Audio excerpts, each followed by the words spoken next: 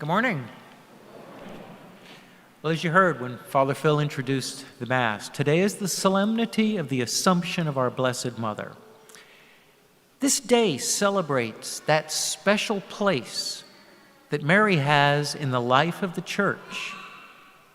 As the mother of Jesus, the mother of God, the mother of the Church, her role in salvation history is unique and is shared by no other person who ever lived. To better understand this special day, we need to look at the bigger picture and not get too literal in our understanding of the terminology. But Mary's role is very well described in the Catechism of the Catholic Church, and quite simply, by her complete adherence to the Father's will, to his Son's redemptive work, and to every prompting of the Holy Spirit, the Virgin Mary is the Church's model of faith and charity. And by using that image, assumed body and soul into heaven, what's really being said is that God has given Mary preference. The assumption of the Blessed Virgin into the presence of God is a sharing of her Son's resurrection in anticipation of the resurrection of all Christians. But Mary always remains a human being and is much closer to us than we sometimes imagine. She's with us, but leading us. She stands in adoration of the Father, Son, and Holy Spirit. She does not seek worship that is due to God, but what she can do is to intercede for us in our needs, offering her prayers on our behalf. And this is something that sometimes our non-Catholic Christian brothers and sisters don't fully understand, but we go forward. In the 3-year cycle of the Gospel readings, we rarely celebrate the Feast of the Assumption on a Sunday. This is a rare thing. And that means we really do not often hear today's reading, known as Mary's Magnificat. The Magnificat is a beautiful poem. Many of us know it. We've heard it all our lives. Directed to God from that humble, grateful soul. It stresses that Mary is a model of faith who said yes to a prompting of the Lord without completely understanding or demanding to know its full meaning, its impact on her life. Her response is given with faith and trust. And today's solemnity can tell us a little bit more about Mary, about God, and about ourselves. Few of us can imagine the kind of oppression under which Mary and her community lived. Roman soldiers were everywhere, tasked with keeping the peace through intimidation and force. The threat of physical and psychological violence was on every corner. But Mary knew the Romans were not the only ones watching her. She could sense that God was aware of her struggles.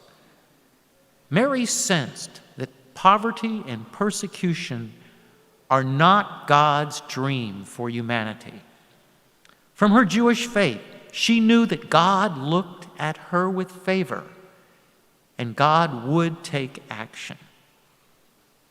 The baby to be born is part of God's promise, the covenant between God and humanity.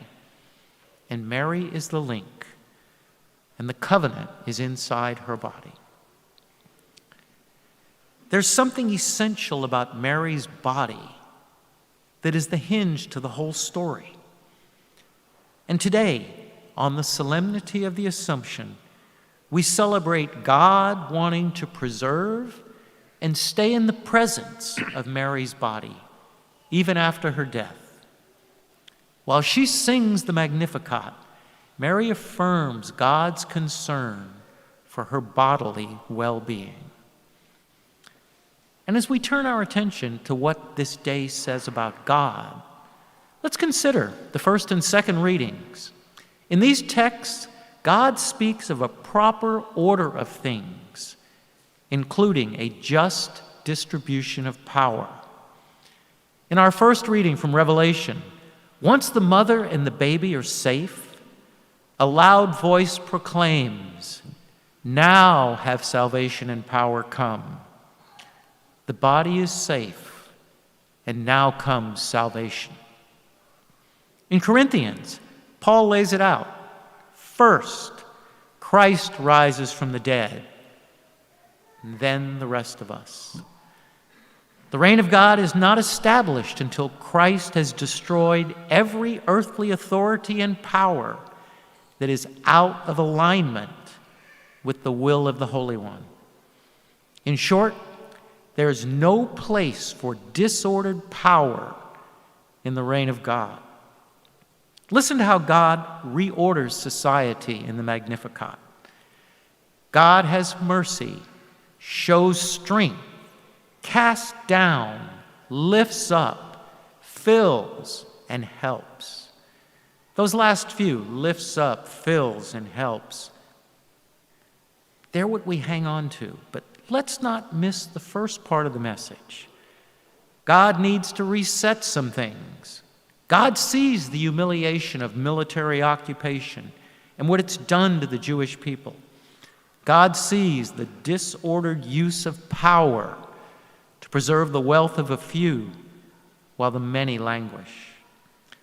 Material property and occupation, poverty, are not okay with God. These items he needs to address, and addressing them will cost something of those with full bellies and comfortable positions.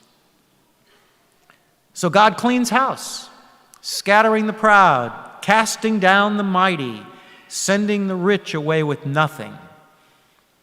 Then God lifts up the lowly, fills the hungry with delicious food, and helps the community.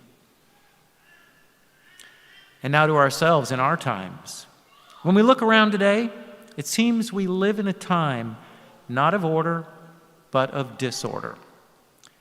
We see disorder in our treatment of God's creation, disorder in the care for human beings, disorder in the use of wealth. Look at our politicians, both state and nationally. They spend more time trying to win a political game than they do serving the common good. The pandemic has exposed our disorder even more so. Even in our own city, there are disconnects between homeowners, renters, jobs that allow you to work from home, jobs that force you to go into the community. Health care for some, but not for all. The pandemic has also demonstrated how physically connected each one of us is through the very air molecules we breathe.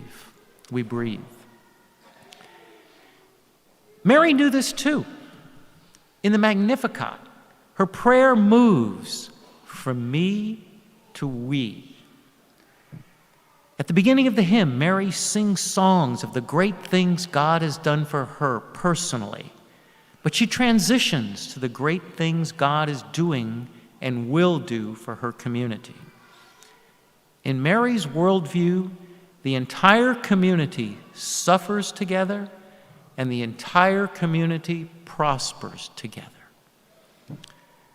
So where are we invited to participate in God's reordering today? Is there something God is calling you and me to abandon or to take on, to start or to stop, in the name of ordering all things to a just relationship? The question is not, what did we do?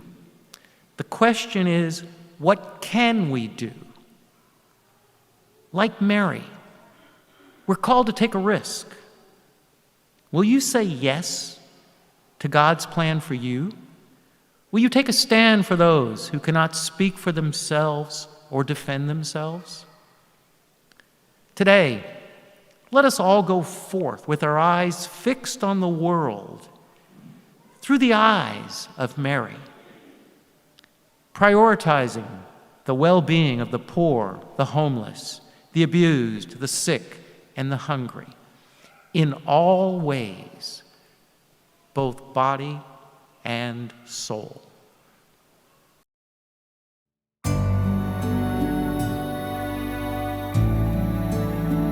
Please like, subscribe, or comment below.